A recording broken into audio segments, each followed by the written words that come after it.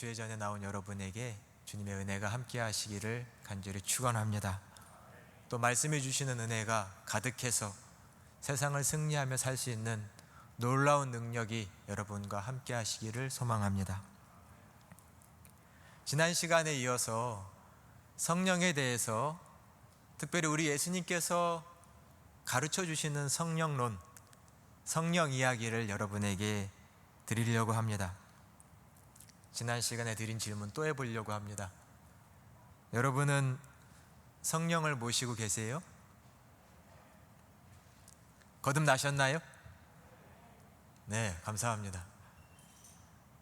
거듭났다, 성령을 모셨다라는 말은 같은 말이죠. 우리는 거듭났다라는 말을 영생을 가졌다, 조금 더 쉽게는 우리는 천국 간다, 이런 말들로 표현을 하기도 합니다. 그러나 저는 이 영생을 가졌다, 천국 간다라는 말은 성령께서 우리에게 주신 이 새 생명을, 그 새 생명에 담겨있는 그 풍성한 뜻을 다 표현하지 못하는 것 같아서 조금은 아쉽게 생각합니다. 물론 영생이라는 번역도 천국 간다라는 말도 성경에 다 나온 것이지만, 저는 성령이 주신 이 새 생명, 거듭난 이 새 생명을 하나님의 생명이라고 말하는 걸 더 좋아합니다. 하나님의 생명이다. 여러분, 영생하면 어떤 생각이 드세요? 영생을 안 가져서 잘 모르시는 건가요? 영생이 뭐죠? 영원히 산다는 거죠. 영원히 산다. 죽지 않고 산다. 죽지 않고 산다. 영원히. 여러분은 죽지 않고 사세요? 영원히 산다. 끝이 없는 것 같은, 지금의 내 인생이라면 이 상태로 끝이 안 나고 산다면 좋은 삶일까? 영생이라는 말에는 약간 시간적인 의미가 있는 것 같아요. 그죠? 쭉 계속 이어진다. 끝이 안 난다. 그러나 하나님의 생명, 이 하나님의 것을 설명할 때는 인간의 차원, 인간의 언어로 말하는 것은 조금 한계가 있습니다. 그죠? 우리가 아무리 시간을 얘기하지만 하나님은 우리 인간의 시간 밖에 계시고, 물론 이 시간에 관여하지 않으신다는 말은 분명 아닙니다만, 하나님은 인간의 시간 밖에 계시죠. 초월적인 존재입니다. 인간이 언어로 표현할 수 있는 그 모든 차원의 것 밖에 계신 분이기 때문에 그 하나님의 생명을 우리의 언어로, 우리의 사고로, 우리의 계산으로 설명하기는 조금 어렵죠. 영생이라는 말, 하나님의 생명을 다 표현하기는 조금 아쉽습니다. 물론 하나님의 생명은 끝이 없을 겁니다. 그러나 하나님의 그 생명의 풍성함, 그 온전함, 그 완벽함, 이런 것들을 영생이라는 말이 다 담지 못하는 것 같아요. 그리고 천국 간다? 물론 우리가 죽고 나서, 부활하고 나서 천국 갑니다. 하지만 지금 성령을 통해서 거듭난 내 생명, 이 새 생명은 단순히 내가 죽고 나서, 부활하고 나서 천국 간다, 이 말로도 다 담을 수는 없습니다. 성령이 우리 안에 계시면, 성령을 모시면 이미 하나님의 생명이 우리 안에 있고, 우리는 이 하나님의 생명을 가지고 살아갑니다. 죽어봐야지, 이거 아닙니다. 이미 내 안에 성령이 계시면, 하나님의 생명이 이미 지금 나에게 있고, 나는 이 생명을 가지고 살아가는 것이죠. 죽고 봐야, 죽고 나서 가는 곳, 이 정도로 하나님의 생명을 생각할 수는 없습니다. 오늘 성령이 주신 이 새 생명, 또 그 생명에 담긴 능력을 나누려고 합니다. 물론 저희는 지금 다 하나님을 믿건 안 믿건 생명을 다 가지고 있죠. 이 땅에 창조된 모든 동물들과 식물들, 작게는 미생물까지도 다 생명이라는 것을 가지고 있습니다. 그죠? 이 생명이라는 말은 살아있다는 것이죠. 죽음은 생명이 없는 것, 살아있지 않은 것을 말하는 것이죠. 모든 생명, 이 땅에 창조된 모든 생물들은, 모든 생명들은 그 생명의 기운이 다 하나님께 기원을 두고 있습니다. 하나님이 허락하신 겁니다. 우리는 그렇게 고백하고 있습니다. 모든 생명은 다 그 생명의 기운이 하나님으로부터 기원했습니다. 하나님께로부터 나지 않음이 없지요. 그러니 분명 하나님의 생명과 관련이 있습니다. 세상에 하나님 믿지 않는 사람들도 숨이 붙어 있고 생명이 있죠. 그러면 그 생명과 지금 성령 안에서 다시금 우리가 얻었다고 하는 이 새 생명과는 어떤 차이가 있을까요? 이 둘의 생명엔 본질적인 차원에서는 둘 다 생명이고 큰 차이가 없을지 모르지만, 분명히 우리가 표현을 달리해서 모든 피조물이 가지고 있는, 모든 생물들이 가지고 있는 이 생명과 성령을 받아서 성령에 의해서 거듭난 사람들이 가지고 있는 이 새 생명은 차이가 있는데, 이 차이가 뭐냐면 일단 생명의 근원 되시고 지금도 살아계신 하나님과 연결이 되어 있다라는 거죠. 누구는 연결이 되어 있지 않고 누구는 연결이 되어 있습니다. 오늘 이 말씀을 드려보려고 합니다. 새 생명은 하나님의 생명인데 이것은 하나님으로부터 연결이 되어 있고, 그래서 하나님으로부터 지속적인 생명의 능력, 그 생명의 풍성함을 공급받을 수 있는 사람들을 말합니다. 반대로 하나님을 믿지 않는 사람들은 그 생명을 누릴 수는 없습니다. 생명은 여러 이미지가 있겠지만 저는 가장 대표적인 이미지는 물이라고 생각이 됩니다. 물, 저희가 마시는 물, 워터. 아마 동서고금을 막론하고 모든 문헌, 또 모든 사람들의 역사, 문화 속에서, 기억 속에서 생명을 가장 잘 표현하는 이미지는 물일 겁니다. 목마름, 이 목마름은 생명의 위태로움을 말하죠. 병원에 있으면 사람들이 그 생명이 위축될수록, 또 마지막 때가 가까울수록 이 갈증을 정말 많이 호소합니다. 물을 마셔도 목이 마르다고 말씀을 하시더라고요. 이 신체 안에 이 생명의 근원되는 물이 점점 없어지는 거죠. 내 안에 있는 물을 지켜낼 힘이 그 사람 속에 없어지는 거죠. 목마름은 생명의 위태함을 말합니다.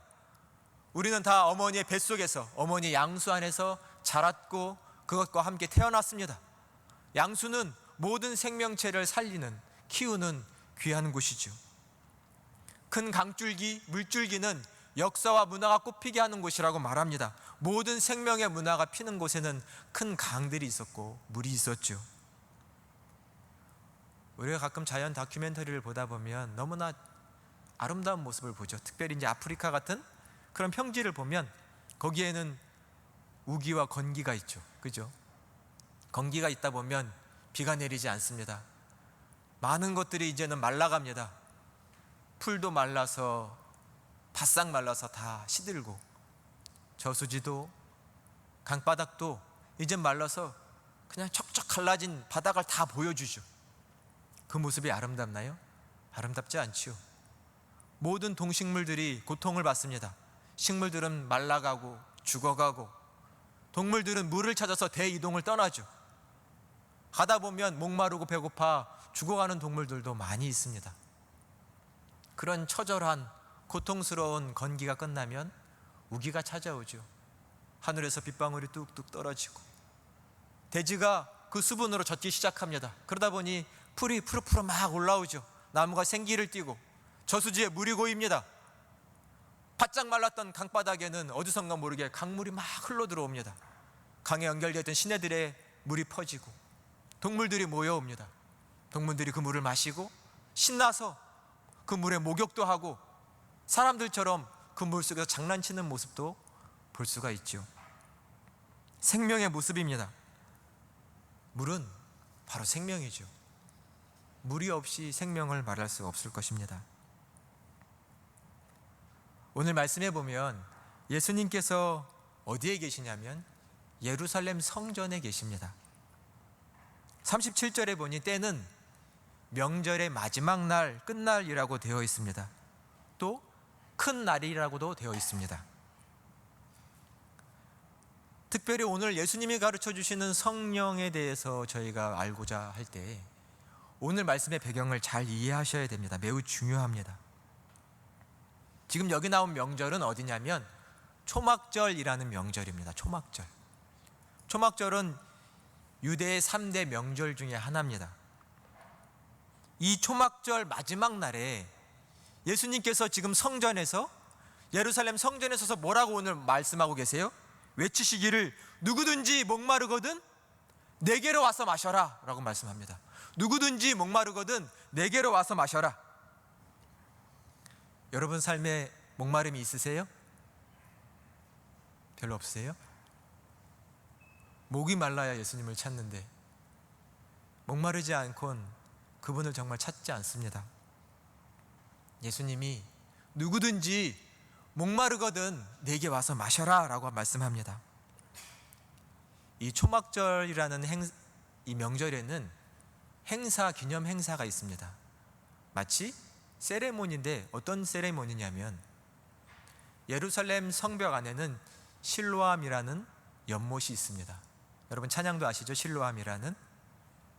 예수님께서 한 문둥병자한테, 아니 문둥병자 맹인한테 그곳에 가서 내 눈을 씻으라고, 그럼 눈이 밝아질 거라고 한 그 못이 이 실로암 못이죠.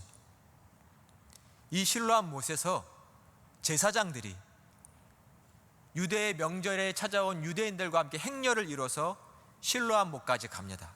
그럼 그 실로암 못에서 물을 퍼다가 다시금 행렬을 이루어서 성전 안에 있는 제단까지 갑니다. 그리고 그 제단에다가 물을 붓습니다. 이 명절은 7일인데 6일 동안 하루에 한 번씩 이 물을 붓는 예식을 거행합니다.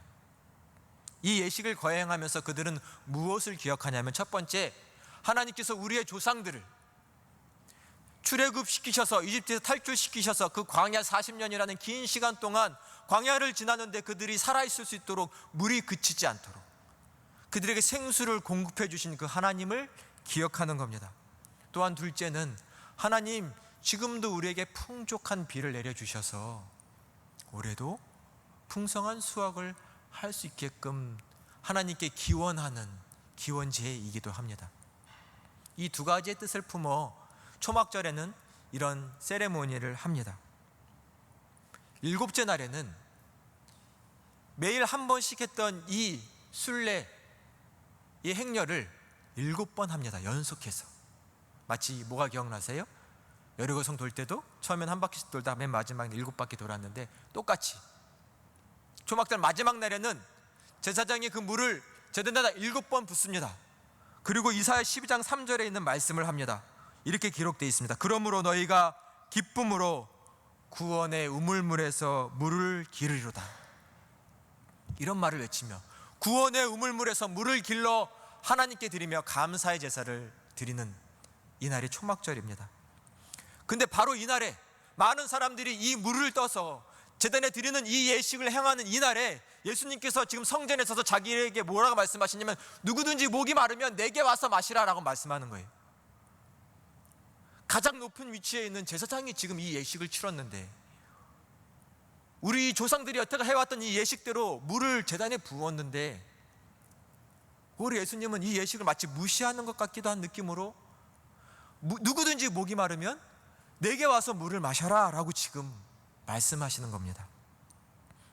나를 믿는 자는 그 배에서, 그 가장 깊은 곳에서 생수의 강이 흘러 넘칠 것이다 라고 말씀합니다. 그리고 39절에 보니 그 생수의 강은 성령이다 라고 말씀하고 계시죠. 여러분, 이 성령을 받으셨습니까? 생수의 강이 된 이 성령을 우리가 모시고 있습니까? 우리는 이 예수님의 자기 증언, 또 성령님에 대해서 더 깊이 이해를 해야 됩니다. 오늘은 구약의 말씀을 조금 살펴보시면서 오늘의 말씀의 이해를 돕고자 합니다.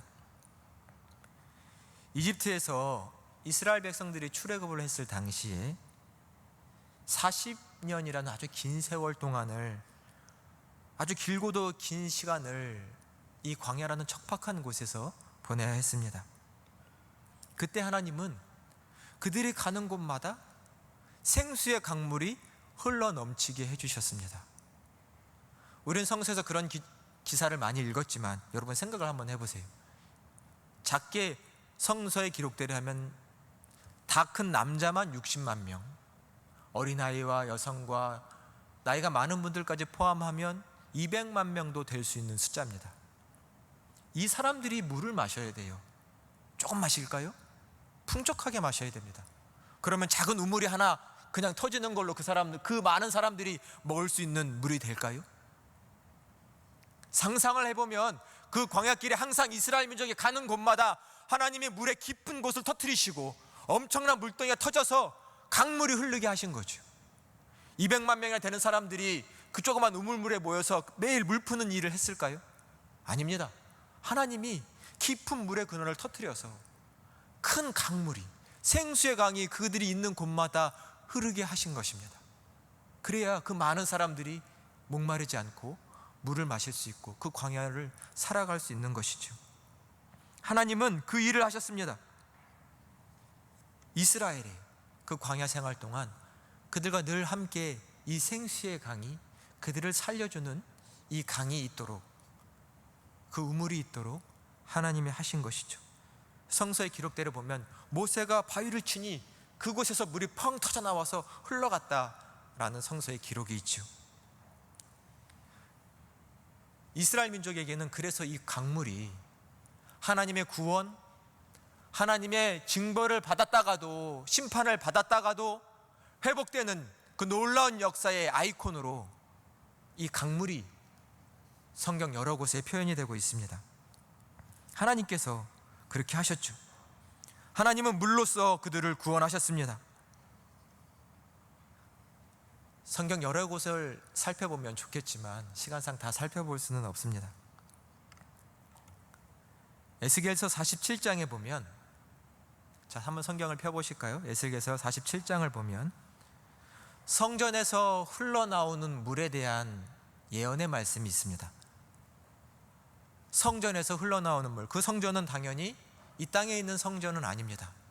에스겔이 예언을 보았는데 하나님이 준비하신 성전이 있고 그 성전에서, 성전의 문지방에서 막 물이 흘러나옵니다.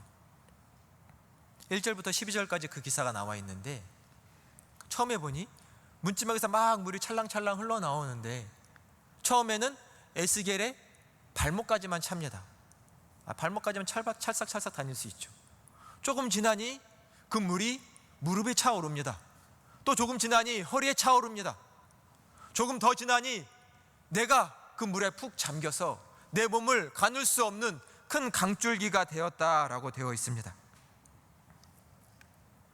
우리 9절의 말씀을 같이 한번 읽어보도록 하겠습니다. 에스겔서 47장 9절의 말씀입니다. 시작.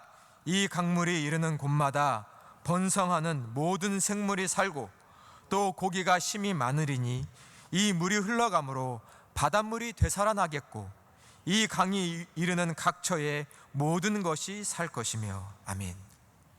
성전에서 나온 이 강물, 에스겔이 능히 감당할 수 없는 이 큰 강물이 이르는 곳마다 어떻게 말씀하셨어요? 모든 생물이 살아날 것이고 고기가 심이 많아지고 이 물이 흘러가 닿는 바닷물마다 그 바닷물이 되살아날 것이고 이 강이 이르는 곳마다 모든 각처가 살아날 것이다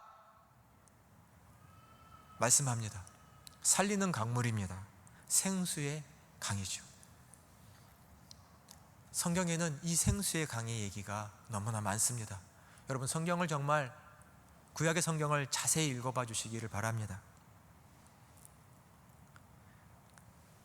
이러한 맥락에서 이스라엘 민족들은 늘 물을 놓고 기념 행사를 했고 그들의 신앙 속에는 하나님의 역사가 잠겨져 있습니다. 근데 예수님께서 지금 자신을 가리켜서 지금 예루살렘 성전에 서서 자기가 이 성전이라고 말하시는 거예요.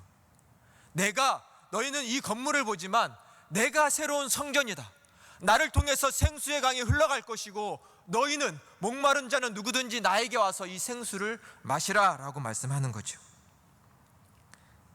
그리고 나를 통해 너희가 마시게 될 그 생수의 강은 성령이다 라고 말씀합니다. 이 놀라운 진리를 저희 모두가 깨닫게 되기를 간절히 축원합니다. 예수님만이 새로운 성전이시고 예수님을 통해서만 우리가 생수의 강물에 목을 축이고 살아날 수 있다. 그것이 성령이시다라는 말씀이 바로 오늘 말씀입니다. 구약에서는 이 물이, 이 생수의 강이 성령이다라고 친히 증거하십니다. 예수님만 증거하신 게 아니라 구약 성경 여러 곳에서 이 물을 성령으로 말씀하고 있습니다. 이사야 44장 3절에 보면 나는 목마른 자에게 물을 줄 것인데 마른 땅에 시내가 흐르게 할 것이고 나의 영을 내 자손에게, 나의 복을 너희 후손에게 부어주겠다라고 말씀하셨습니다. 내 영을, 내 거룩한 성령을 모든 사람에게 부어주겠다. 세례입니다. 부어주겠다. 찍어주는 정도가 아니라 부어주겠다라고 말씀하시는 거죠. 성령이 아니고는 인간이 가지고 있는 이 타는 목마름을 해결할 수가 없지요. 그래서 성령의 세례를 받고 성령의 거룩한 기름 부음을 받고 나서야 내 모든 타는 목마름 같은 이 갈증과 염려와 고민과 걱정이 해결될 수 있는 거죠. 그런데 어찌 우리에게 성령이 필요 없다라고 그렇게 성령에 무관심한 것처럼 살아갈 수가 있겠습니까? 성령을 간절히 사모하시는 여러분 되시기를 주님의 이름으로 축원합니다. 사도행전 1장에 보면 부활하신 예수님께서 친히 자신이 부활하신 것을 사람들과 함께 40일이나 같이 계시면서 보여주셨습니다. 같이 식사도 하셨겠죠. 주무시기도 하셨을 겁니다. 내가 살아났다는 것을 보여주셨죠. 그리고 승천을 앞두고 하늘로 올라가시기 전에 말씀을 하셨죠. 너희는 예루살렘을 떠나지 말고 너희가 들은 것, 아버지께서 약속하신 것을 기다려라. 그것은 뭔가요? 바로 성령입니다. 요한은 너희에게 물로 세례를 줬지만 너희는 몇 날이 못 돼서 성령으로 세례를 받을 거다라고 말씀하셨습니다. 성령으로 하나님께서 너희를 친히 부어주시겠다, 성령으로 세례를 주시겠다라고 말씀한 거죠. 성령 세례를 약속하셨습니다. 세례하면 어떤 생각이 드세요? 사실 교회에서 세례를 받은 분들은 여기 제단에 올라와서 목사님이 이렇게 머리에 물을 찍어서 이렇게 안수해 주시는 그 정도밖에는 사실 생각하기가 좀 어렵죠. 그러나 사실 역사 속의 세례는 그렇진 않았습니다. 우리 한국교단에서도 침례교 같은 곳에서는 사람에게 세례를 줄 때 큰 물을 받아놓고 사람을 물에 푹 잠궜습니다. 그리고 거기서 다시 일어날 수 있게끔 했죠. 초대교회 때도 예수님 당시에도 세례는 물속에 푹 잠갔다가 나오는 것입니다. 이 의미는 뭐냐면 물에 들어감으로 과거의 나는 죽고, 물속에 잠김으로 과거의 나는 죽고, 물속에서 나옴으로 새로운 나로 태어났다, 거듭났다라는 말을 하는 거죠. 과거의 나는 죽었고 다시금 새 생명을 얻었다라고 말하는 것이 세례입니다. 세례 원어인 헬라어 뱁티제인이란 말 자체가 물에 잠그다, 물건을 물에 담궜다 이런 말입니다. 담그다, 잠기다. 말 자체가 그 말입니다. 세례란 잠그는 겁니다. 담그는 겁니다. 푹 잠기는 겁니다. 어떻게 보면 내 모습이 사라져 보이지 않는 것이고 과거의 내 모습이 죽는 것이죠.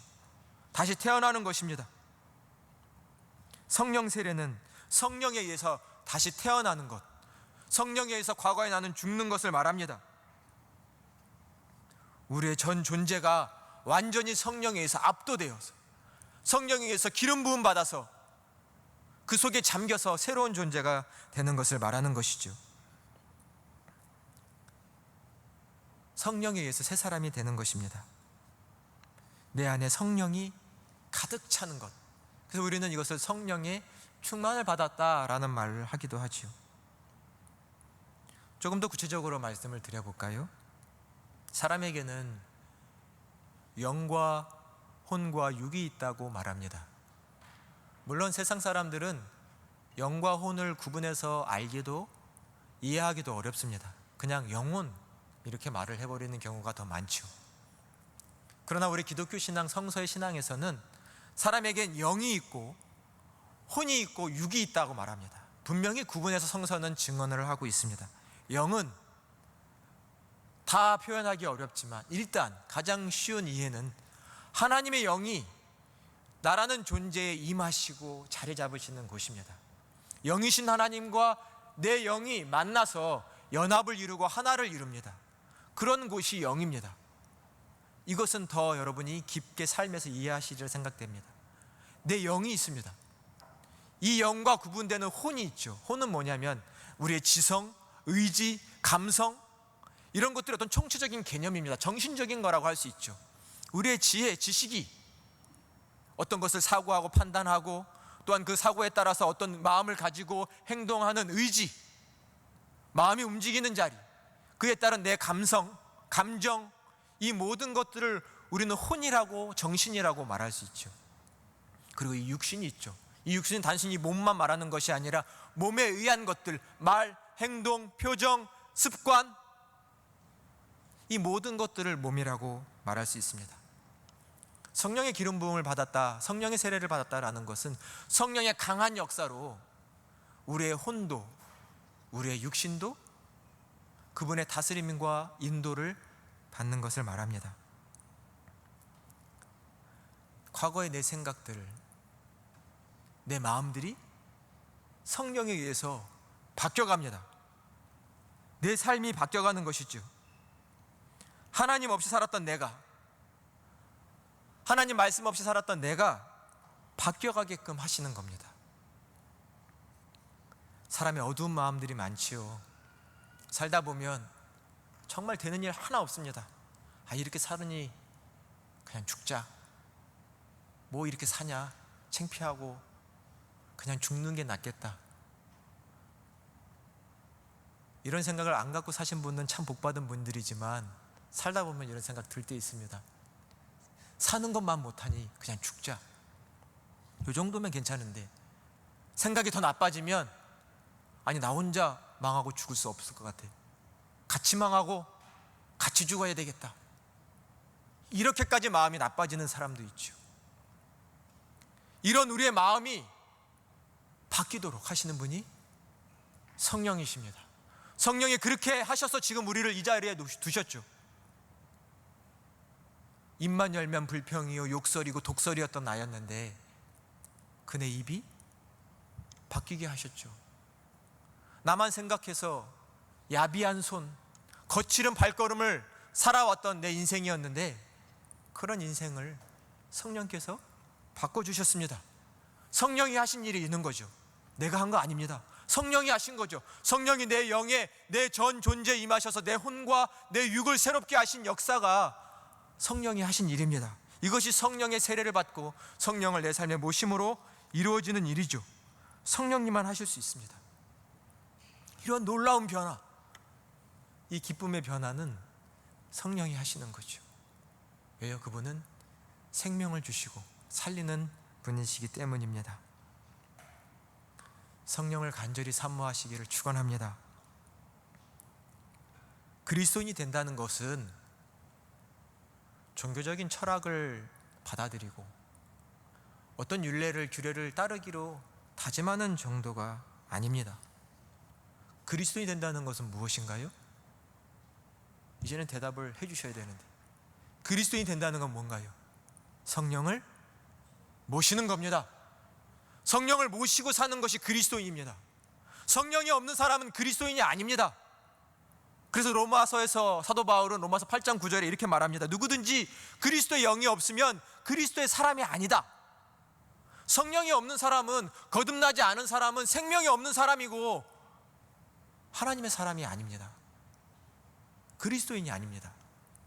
여기 앉아 계셔도 성령을 내 안에, 내 삶에 모시지 않았다면 그리스도인이 아닙니다. 성령을 간절히 사모하시기를 바랍니다. 내 안에 계신 성령을 귀히 모시기를 간절히 바랍니다. 성령은 지난 시간에 말씀드린 것처럼 인격이십니다. 언제든지 나를 찾아와 나를 만나시고 나와 교제하시고 내 생각을 하시고 그분의 생각을 전해주시고 우리와 깊은 만남 속에 우리를 바꿔주길 원하시는 인격이십니다. 그래서 그분을 간절히 사모하고 바라시면 그분은 언제든지 오셔서 우리를 만나 주실 준비가 되어 계신 분입니다. 많은 사람들이 오해를 합니다.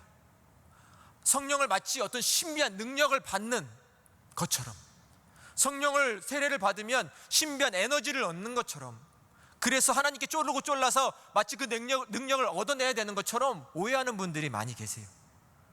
조르고 졸라 얻어내야 되는 것처럼. 그렇게 성령을 물건짝 취급하지 않으시기를 바랍니다. 성령은 인격이십니다. 겸손한 마음으로 성령을 사모하시고 바라시고, 당신만이 내 삶의 주인이 되실 수 있고, 당신만이 내 삶의 생명을 불어넣으실 수 있고, 당신만이 나를 변화시킬 수 있다라는 마음으로 그분을 기다리시면 그분은 언제든지 우리 곁에 오셔서, 우리의 영에 오셔서 우리를 변화시키시고자 하는 인격의 분이십니다. 그러니 그분을 간절히 사모하시기를 바랍니다. 성령을 사모하는 자들은 늘 성령의 세례를 받을 수 있습니다. 왜냐하면 하나님께서 성령을 주기 원하시기 때문입니다. 비나이다가 아닙니다. 언제든지 성령과 함께 동행하기를 원하는 그 열린 믿음의 마음에 하나님은 성령을 부어주기를 원하십니다. 예수님께서도 말씀하셨죠. 내가 성령을 보내주겠다. 내가 가는 것이 너에게 유익이다. 성령이 오셔야 너의 삶이 더 살아난다. 그래서 내가 반드시 성령을 너에게 보내줄 것이다 라고 예수님도 말씀하셨죠. 구약의 여러 곳에서 하나님께서 성령을 너에게 부어주겠다고 약속하셨습니다. 에스겔서 36장 37절에도 보면 내 영을 너희의 속에 둬서 내 이 율례와 규례와 말씀을 지킬 수 있도록 내가 돕겠다라고 말씀하셨습니다. 하나님이 원하십니다. 그 영을 우리 마음에 부어주시기를. 우리가 잘 아는 말씀이죠. 요엘서 2장에 보면 이런 말씀이 있습니다. 그 후에 내가 내 영을 만민에게 부어주리니 너희 자녀들은 장래일을 말할 것이고 너희 늙은이들은 꿈을 꿀 것이고 너희 젊은이들은 이상을 볼 것이다. 내가 내 영을 남종과 여종에게 부어주겠다라고 말씀하셨습니다. 하나님이 그의 영을 우리에게 부어주기를 원하십니다. 저희는 그것을 사모하고 기다리면 되는 것이죠. 하나님께서 성령을 간절히 사모하는 우리에게 그의 거룩한 영을 세례 부어 주실 줄로 믿습니다. 그 세례의 부음으로, 기름 부음으로 우리의 삶이 새로워질 줄로 믿습니다. 이 성령 안에서 우리의 기쁨과 우리의 평안이 회복될 줄로 믿습니다. 그러니 성령을 간절히 사모하십시오. 기도하십시오. 내 삶에 오시라고, 나를 변화시켜 달라고, 내 삶을, 내 가정을, 내 일터를, 내 장래를 하나님 변화시켜 달라고 성령님을 의지하시길 바랍니다. 그럴 때 성령께서 우리에게 오셔서 진리를 깨우치시고 새 생명을 허락하시고 우리에게 꿈과 비전을 주셔서 하나님의 일을 하는 귀한 자들이 되게 해주실 줄로 믿습니다. 이런 귀한 은혜가 사랑하는 여러분과 함께 하시기를 주님의 이름으로 축원합니다. 기도하겠습니다. 은혜와 사랑이 풍성하신 하나님 감사드립니다. 이날도 하나님 앞에 예배드릴 수 있도록 우리를 이끌어 주시고 특별히 성령님을 내 삶 가운데 모시기를 원하며 내 안에 모신 성령님 그분께 온전히 순종하고자 하는 마음을 그 결단을 주시니 감사합니다. 성령이여 오셔서 우리에게 기름 부어주시고 하나님 아버지 성령을 부어주셔서 우리로 하여금 새로운 삶을 살아갈 수 있도록 도와주시옵소서. 모든 어둠이 물러가게 하여 주시고 모든 죽음과 사망 권세가 사라지게 하시며 모든 걱정과 근심이 사라지고 오직 하나님이 주시는 믿음과 평안과 생명으로 행진하는 우리 모두가 될 수 있도록 여기 모인 자들을 축복하시며 성령의 기름 부음을 허락하여 주시옵소서.